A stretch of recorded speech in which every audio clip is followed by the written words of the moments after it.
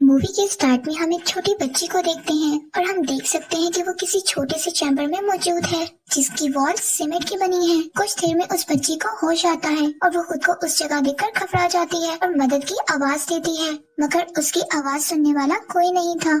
इतने में उस चैम्बर में सीमेंट भरने लगता है और वो बच्ची बहुत रोती है, बहुत चिल्लाती है, मगर उसकी आवाज सुनने वाला कोई नहीं था। थोड़ी ही देर में चैम्बर पूरी तरह सीमेंट से भर जाता है और बच्ची वहीं पर दफन हो जाती है। इसके बाद सीन 15 साल बाद दिखाया गया है। हम मूवी में मेन कैरेक्टर सैम को देखते हैं। सैम काफी इंटेलिजेंट और ब्राइट स्टूडेंट है। रिसेंटली इसने ग्रेजुएशन कंप्लीट किया। सैम काफी अमीर घराने से है और उसके डैड बड़ी कंपनी के मालिक है। उसके डैड उसे अपनी कंपनी में जॉब की ऑफर करते हैं। सैम को एक पुरानी बिल्डिंग का प्रोजेक्ट देते हैं उस बिल्डिंग को गिराने का। अगर उसमें सक्सेसफुल हो गई तो इसके डैड उसे अपनी कंपनी में पार्टनरशिप देंगे। सैम इस बात से काफी खुश हो जाती है क्योंकि ये उसका ड्रीम भी था। अब अगले दिन वो साइट पर पहुंच जाती है। सैम एक इंजीनियर भी है और उसे ये बिल्डिंग देखकर सब कुछ प्लान करना था, इसीलिए वो बाकी वर्कर से पहले ही एग्जामिन करने साइट पर आ जाती है। ये बिल्डिंग हालांकि काफी पुरानी हो चुकी है, मगर इसका आर्किटेक्चर देखकर वो हैरान होती है क्योंकि बिल्डिंग काफी खूबसूरत थी और ये सोचती है इसे काफी महारत लगी होगी इसे बनाने में। असल में ये बिल्डिंग जोसेफ नाम के किसी आदमी ने बनाई थी।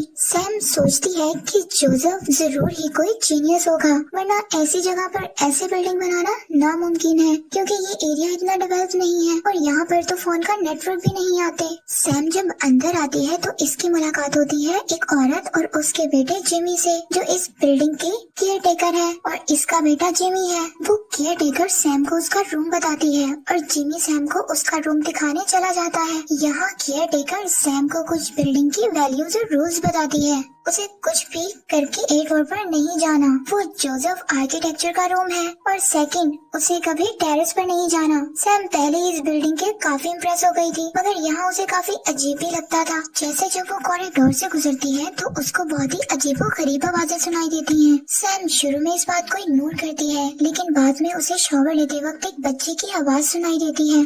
ऐसा लगता है कि जैसे उससे कोई बात करना चाहती है। रात को जब केयर टेकर खाना देने आती है तो सैम उससे पूछती है कि इस घर में कितने लोग हैं, तो केयर टेकर बताती है सिर्फ 4 और बाकी सारे वर्कर पहले ही जा चुके हैं। कुछ अपार्टमेंट्स के लोग तो अपना सामान छोड़कर ही भाग गए थे क्योंकि बिल्डिंग के राज जानने के बाद किसी की भी इस बिल्डिंग में रुकने की हिम्मत नहीं हुई। इस बात पर सैम थोड़ा हैरान हो जाती है कि ऐसा कौन सा राज है इस बिल्डिंग का। तो अब जबकि बिल्डिंग टूटने वाली है तो इस बात से क्या फर्क पड़ता है। सैम चुपचाप खाना खाती है और सो जाती है और फिर अगले दिन वो अपना काम शुरू करती है। सैम को बिल्डिंग के कुछ ऐसे पॉइंट्स को ढूंढना था कि बिल्डिंग खुद ब खुद प्लास से गिर जाए, लेकिन सैम जब बिल्डिंग की मेजरमेंट करती है तो उसे बिल्डिंग के डिजाइन में कुछ प्रॉब्लम्स नजर आती हैं। यहाँ पर दीवार के बीच में 16 फीट का फासला कम आ रहा था। सैम ऊपर जाती है टेरेस पर चेक करने के लिए। इसे उतना जवाब तो नहीं मिलता, लेकिन केयर टेकर के बेटे जिमी की सीक्रेट्स ठिकाना मिल जाता है। अब इसे पता चल जाता है जिमी इसलिए इसे ऊपर जाने से मना करता है।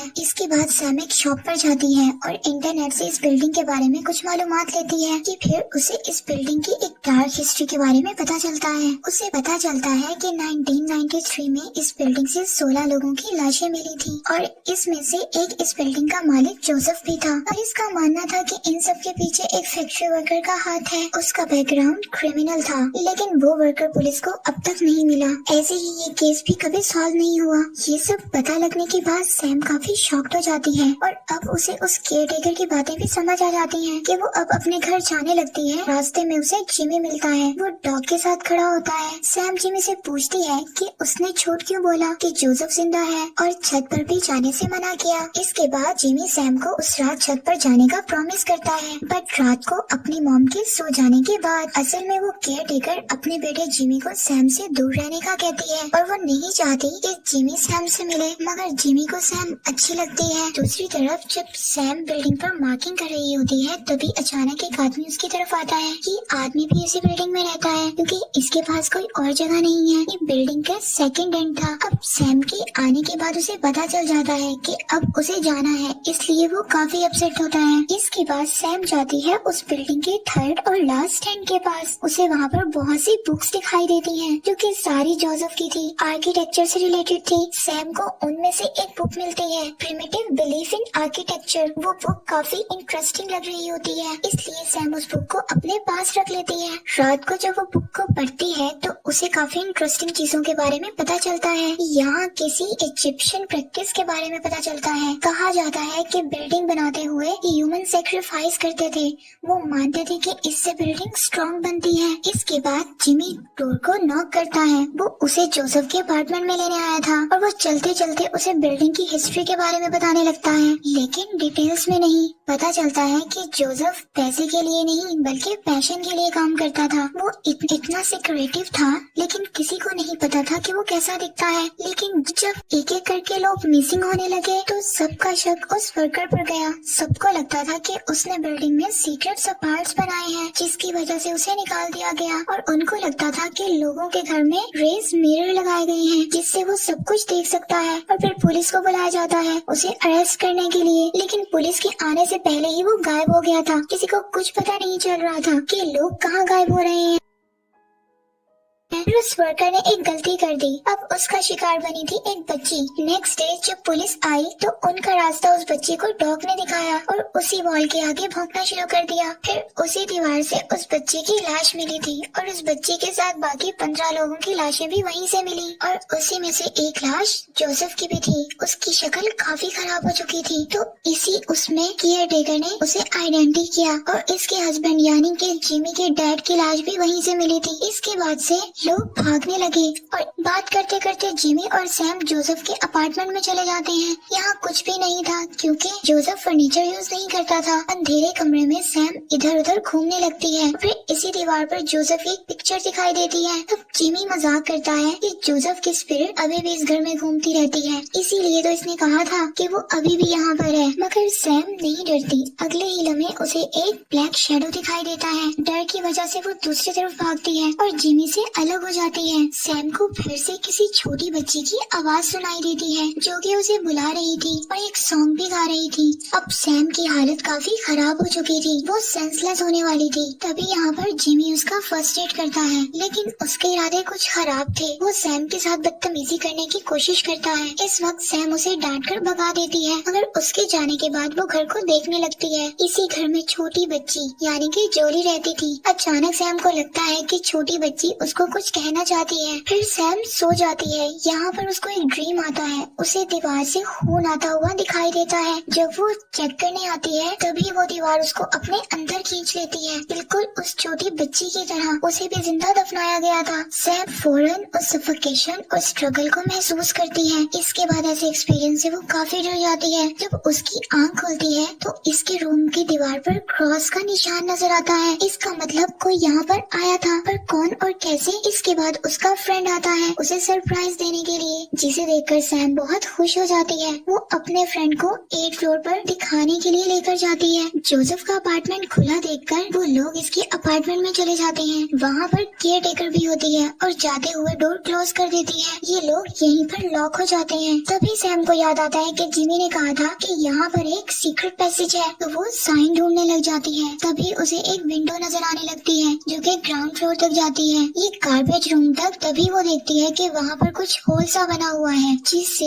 हर अपार्टमेंट का बाथरूम विजिबल है उसका। तभी वो समझ आती है उस दिन जो उसने विस्परिंग सुनी थी वो जिमी की थी, तो वो जिमी का ही काम था, वही उस पर नजर रख रहा था। यानी यहाँ से कल रात भी उसे डराने का प्लान जिमी का ही था और इसका साथ वो लंबा सा आदमी होगा और वो सैम को यहाँ से भगाना चाहते हैं जिससे ये बिल्डिंग ना टूटे। इसके बाद वो आदमी यानी वर्कर को बुलाती है और कुछ हद तक वो मान भी जाता है और सैम केयर टेकर के पास जिमी की कंप्लेन करती है। फिर रात को देखते हैं कि सैम और उसका फ्रेंड एक साथ होते हैं। इसे जिमी देखता है और जेलस फील करता है। नेक्स्ट मॉर्निंग उन्हें जिमी का डॉग मरा हुआ मिलता है। उसका फ्रेंड जाना चाहता था, तभी सैम जल्दी से रिपोर्ट तैयार करती है। उसका दिल नहीं मान रहा था और वो जानना चाहती थी कि इस घर में और भी सीक्रेट्स हैं। और फिर जिमी आता है उसे सॉरी बोलने और उसे डायरी भी गिफ्ट करता है जोसेफ की। इससे सैम को उसकी असली स्ट्रक्चर का पता चलता है और जिन बातों का जवाब नहीं था अब उस डायरी से शायद मिल गया था। इस डायरी के अकॉर्डिंग इस बिल्डिंग के दरमियान एक ह्यूज सर्कल है और अगर इसकी नॉलेज ठीक है तो इसी गार्बेज रूम के पीछे है। जोसेफ इजिप्शियन आर्किटेक्चर से काफी इंस्पायर था और वो बिल्डिंग को पिरामिड्स की तरह बनाना चाहता था। इटरनल टॉप फ्लोर पर जहाँ पर 16 लाशें मिली थी, बेसमेंट में एक और रूम तो जरूर होगा, द किंगडम, वो भी वो रूम जहाँ पर सनलाइट डायरेक्ट रिफ्लेक्ट करती हो। इतनी प्लानिंग, इतनी महारत किसी मामूली फैक्ट्री वर्कर के लिए पॉसिबल नहीं है। अब किसी को समझने में ये प्रॉब्लम नहीं थी कि ये सारी प्लानिंग जोसेफ की है।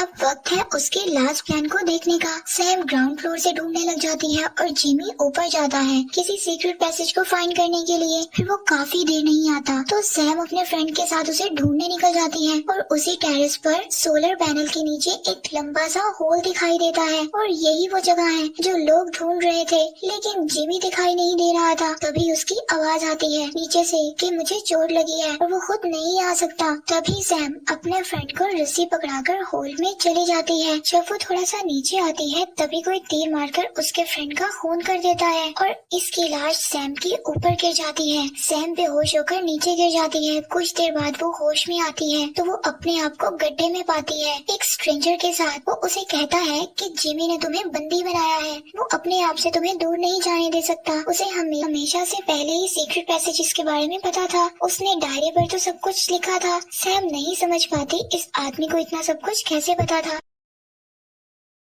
तभी वो आदमी अपनी आइडेंटिटी कराता है। ये वो आदमी है जोसेफ, यानी कि इस बिल्डिंग का मालिक। इन्होंने ही 16 लोगों को सेक्रीफाइस किया है, इस बिल्डिंग को अनब्रेकेबल बनाया है, यानी कि इटर्नल बनाया है, किसी को पता ना चले सिवाय उस केयर टेकर के। इसलिए उसने अपने हस्बैंड का बदला लेने के लिए जोसेफ को अपने घर में ही कैद कर लिया, एक ऐसी जगह जहाँ पर उसका निकलना इम्पॉसिबल है। शायद इसीलिए वो किसी को टेरेस पर आने नहीं देती थी। पुलिस के सामने इसने अपने हस्बैंड की लाश को जोसेफ का नाम दे दिया और खुद अपने तरीके से जोसेफ को सजा देने लगी थी। उसे लगा था कि जैसे इस बिल्डिंग को डिस्ट्रॉय किया जाएगा तो जोसेफ का राज भी खत्म हो जाएगा, मगर बीच में जिमी ने गड़बड़ कर दी। ये सब सुनने के बाद सैम को कुछ समझ नहीं आ रहा था। फाइनली सैम एक प्लान बनाती है। उसे पता चलता है कि उसके पीछे गार्बेज रूम है जिसे तोड़ा जा सकता है। वो जिमी को उसके अगेंस्ट यूज करती है। तभी वो जिमी को कहती है कि उसके पाँव में इंजरी हुई है, उसे मेडिसिन की जरूरत है जो कि उसके रूम में नहीं है।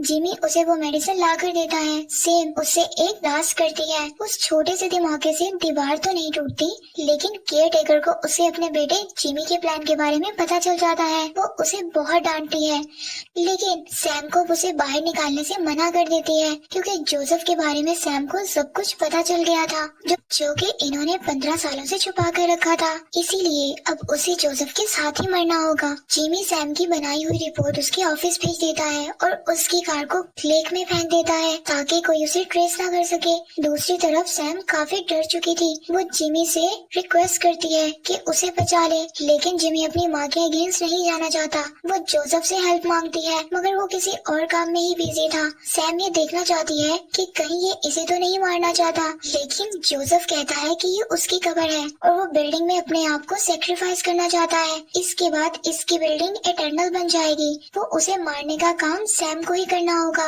वो उसे गुस्सा दिलाता है और आखिरकार सैम उसको मार देती है।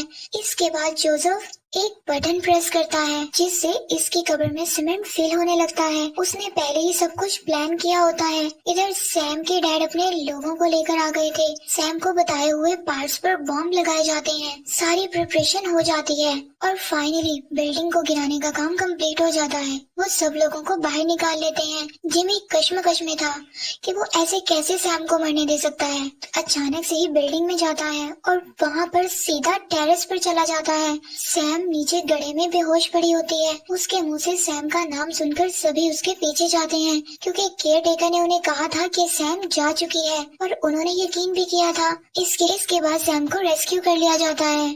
तब तक जिमी अब समझ जाता है कि वो फंस चुका है, उसे जेल नहीं जाना था, इसीलिए वो उसी गड्ढे में कूदकर सुसाइड कर लेता है। इसके बाद उसकी माँ को अरेस्ट किया जाता है और सैम को हॉस्पिटलाइज किया जाता है और बिल्डिंग की डिमोलिंग को पोस्टपोन कर दिया जाता है। और जब तक इस बिल्डिंग को तब तक नहीं गिराया जाएगा जब तक जोसेफ के बारे में कुछ पता न चल जाए, क्योंकि ये बिल्डिंग उसी का मास्टरपीस है। उसी की बिल्डिंग आज तक नहीं गिरी। कुछ तो बात है इस बिल्डिंग में कि उसने बिल्डिंग बनाते हुए ऐसा क्या किया, और यहीं पर ये मूवी एंड हो जाती है।